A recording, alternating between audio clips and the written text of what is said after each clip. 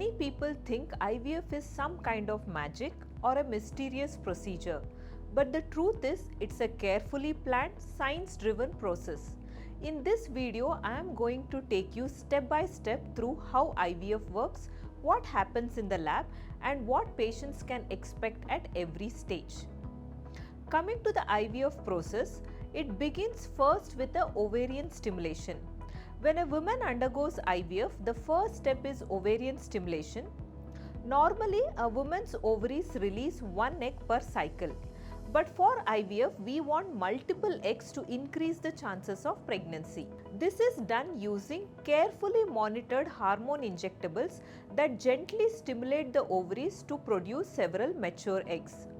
We monitor progress with ultrasound scans and hormone levels to ensure the ovaries respond safely and effectively.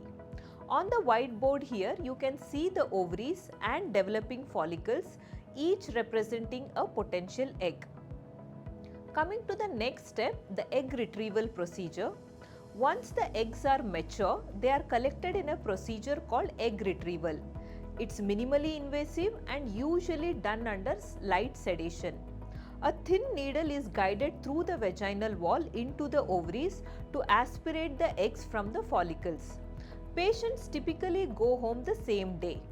In our diagram, you can see needle gently collecting the eggs. This is all done under careful medical supervision to ensure safety and comfort.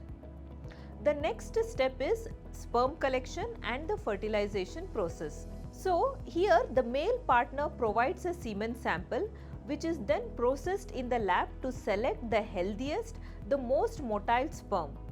Each egg is carefully combined with the sperm in a controlled environment, either by conventional insemination or by a technique called intracytoplasmic sperm injection, where a single sperm is directly injected into an egg. On the board, you can see the sperm meeting the egg in a petri dish, the beginning of embryo formation. Coming to the next step, the embryo culture and selection. Once the egg is fertilized, the embryos are cultured in specialized incubators for 3 to 5 days. During this time, embryologists closely monitor the growth, development and quality of the embryos. We grade embryos based on how well they divide and develop. Higher the quality of embryos, the better is the chances of implantation. On this timeline, you can see the progression from single cell to a multi-celled embryo which is ready for selection and transfer. The last step in an IVF process is the embryo transfer procedure. This is the final step where a selected embryo is placed into the uterus. This is gentle, minimally invasive procedure, usually done without anesthesia.